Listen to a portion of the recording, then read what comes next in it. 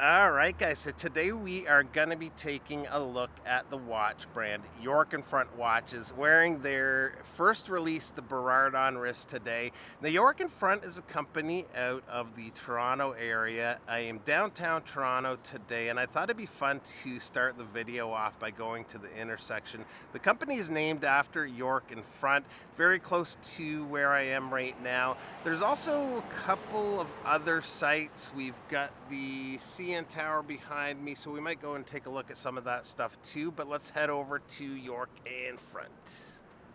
All right, so this is Front Street. It is way quieter than it normally would be here. The city's still, the whole province actually is still on a bit of a lockdown for the time being, so hopefully that goes away soon, but it is still a very beautiful day out, so a couple more blocks to go.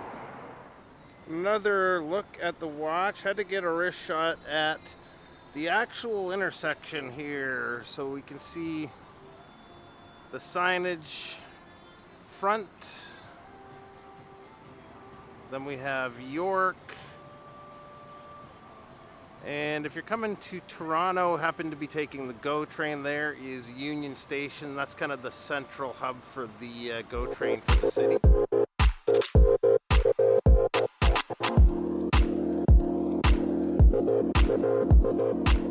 Now, this next spot for me is a bit of a sore spot, to be honest with you. Behind me is the Scotiabank Arena. If I'm coming downtown, it's quite often to go there for either a Raptors game or a Leafs game. And my Leafs just got knocked out in Game 7 out of the playoffs. They did not look good at all. So pretty disappointed about that, but I thought I'd show you the arena. There's been some really good concerts. Saw Guns N' Roses there a couple of years ago, some really good bands. So this is a spot that I definitely make my way down to from time to time. This is kind of cool, just out front of the arena. They call this Legends Row. We've got a bunch of bronzes of some of the Toronto Maple Leaf greats. So as soon as you leave the Scotiabank Arena area we were just at, dead ahead, which I'm looking at right now, is the Rogers Centre. Kind of some touristy stuff, but if you're in town, this is maybe a spot that you will likely end up, and there is some fun stuff to do here. So it's just a couple of blocks away. We're going to head over there and check that out. So the first spot we come to is Ripley's Aquarium. It's a little bit hard to see the sign through the trees. Just in behind is the CN Tower. You can normally go up the elevator, and I would love to take you guys up there today, but it is closed. Over here is the Rogers Centre, formerly known as the Sky Dome. The top of the roof actually does open up when it's nice game days. Rain days, they'll close it. Across the road here we have the Steam Whistle Brewery. I hear there's a really good tour of the brewery. I haven't done it yet, but this building was actually a place where they repaired steam engine trains back in the day, and they do have a bunch of trains kind of out in the yard here. So cool little spot if you're coming to visit Toronto for sure. This is kind of cool. I never actually got up this close to here before, but this is, I guess, where you'd pull your train onto the track here, and then they could rotate it and send you into whatever bay you're supposed to be going into. You can see there's some tracks down there to spin this baby. Cool. All right, guys, so thanks to the accuracy of the Burrard, it is telling me I have about 2 minutes to make the 10-minute walk back to my truck before parking expires. So gonna hurry on back there, bring this home, and we'll take a look at the watch.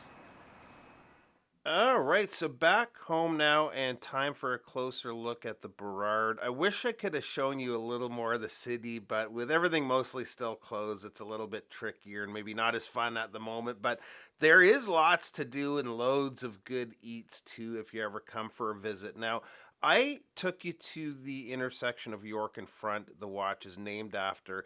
Near there is where the two co-founders of the company, Henry and Eric, met as co-workers.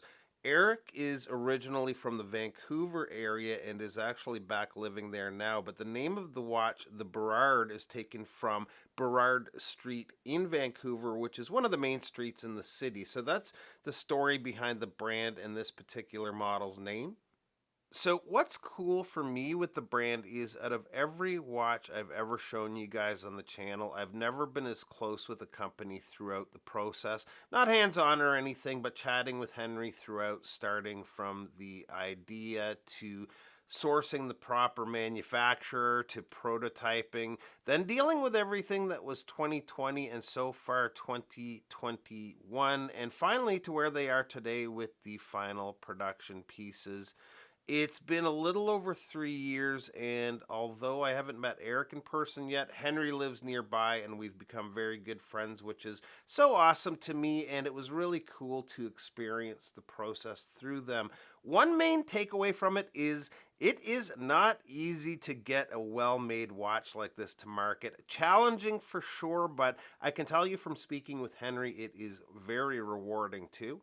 So at the moment, there's two versions of the watch, the white that I have on the right and then the black. It's interesting, but depending on the strap pairing, these go from very dressy to casual to really quite a sporty, almost field watch feel. So extremely versatile. This is very much a watch that brings watches like the Sarb to mind. It's actually a really good alternative to the Sarb. It's got a bit of a sportier look with the markers and handset, but the same as the Sarb, it's a strap monster, which makes it work in almost any situation. The dials are neatly laid out and used brushed applied hour markers. They offer some interesting light play and go from a somewhat muted look to really popping depending on the lighting situation. It's a nice detail that adds some depth to the dial. It has a no-nonsense, easy-to-read handset, and I like the touch of red at the tip of the second hand. Both versions of the watch have small markers at every 5 minute mark, and both have that thin minute track, but I find the black with the white minute track framing in the dial gives it a cool look.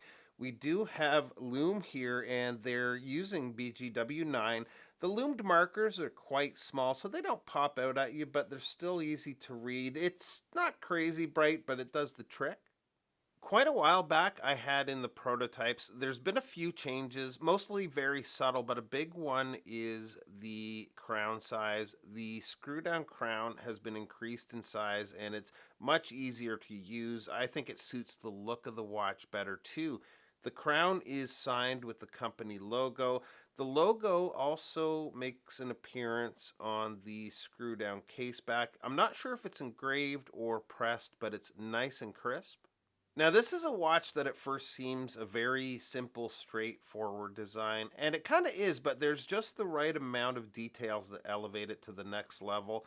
My favorite part of the watch is the faceted lugs with those polished edges, which are also drilled for easier strap changes.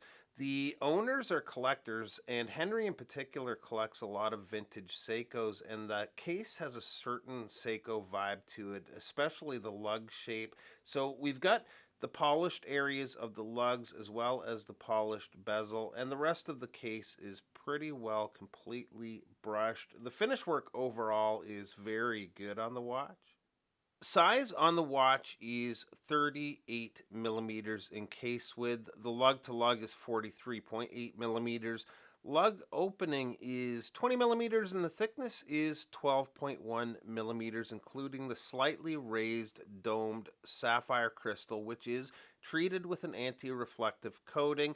Fun fact about those dimensions: when designing the watch, the discussion of what the size would be came up.